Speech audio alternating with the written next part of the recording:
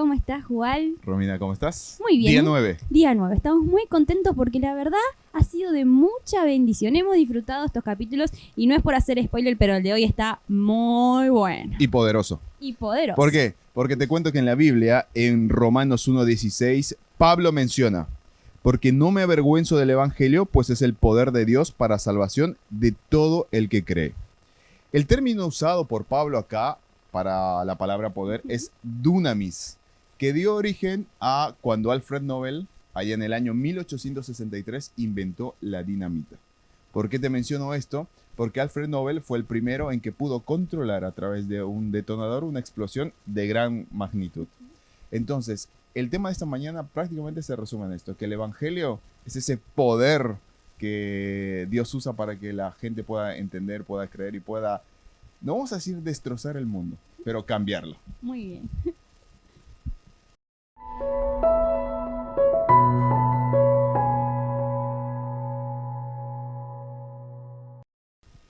Como dijimos, estamos ya en el día 9, en el repaso de este hermoso capítulo que lleva por título Úsame, Señor. Para hacer el repaso, entonces vamos a presentar a nuestro invitado, el pastor Esteban Molina. Muchas gracias, pastor, por acompañarnos.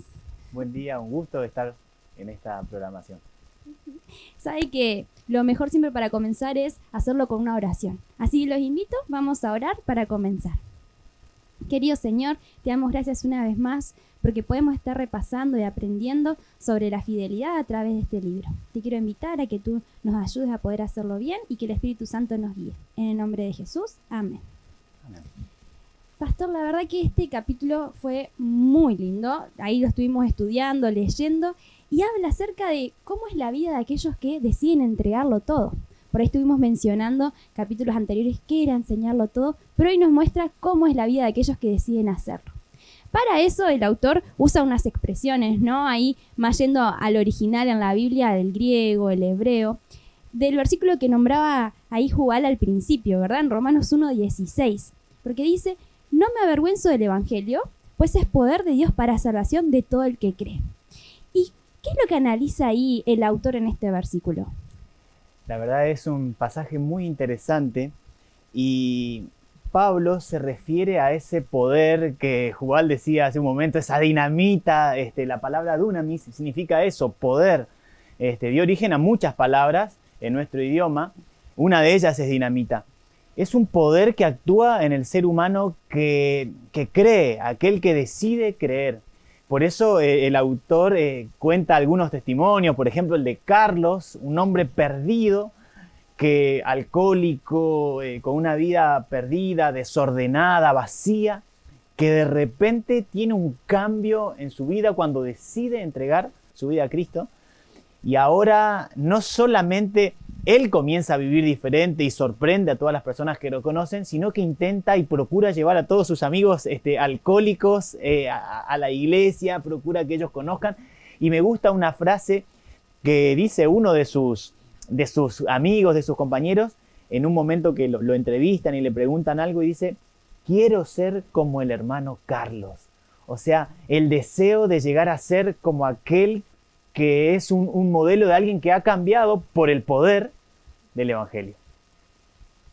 Pastor, durante todo este libro, por lo menos en estas primeras nueve mañanas que estamos viendo esto, hay un versículo, hay una historia que es como la base central de todo esto, ¿no? Que es la ofrenda de la viuda, ¿sí? Que con tan poco nos da muchas lecciones. Pero sin embargo, la pregunta es: ¿por qué en este libro, en este capítulo especial, se detiene un poco el autor más con este tema?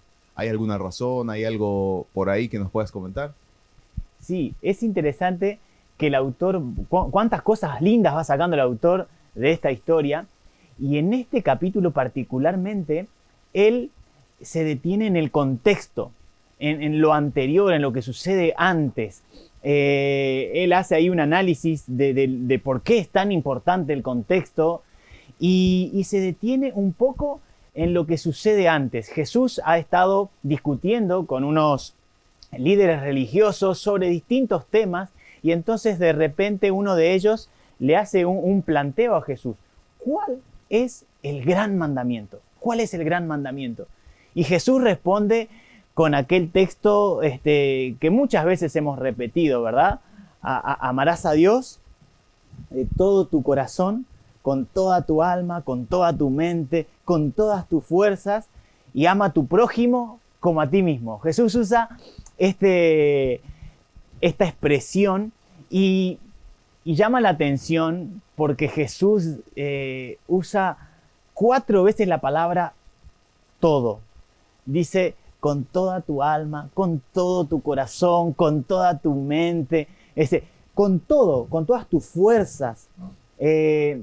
Miren, esta expresión que da Jesús, estos 2 mandamientos, no eran desconocidos por los judíos. Ellos lo conocían bien.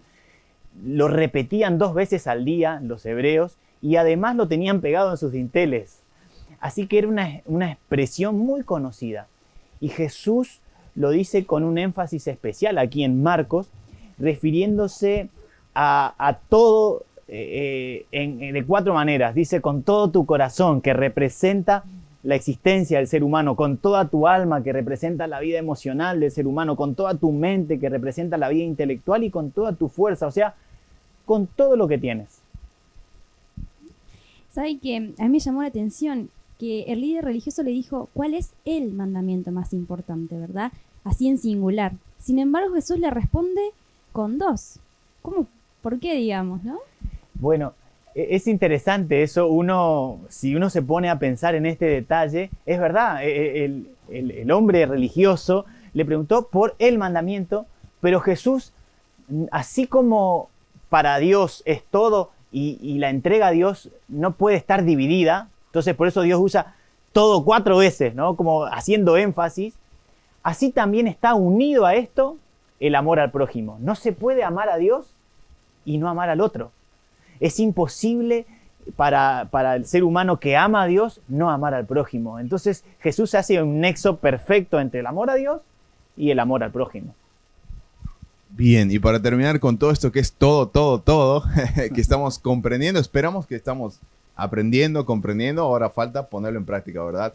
Pero sin embargo, ¿cómo podemos unir? ¿Cuál es esa conexión entre los 2 mandamientos? El todo, amarás al Señor con todo, con el todo de la ofrenda de la viuda. ¿Cuál sería esa conexión?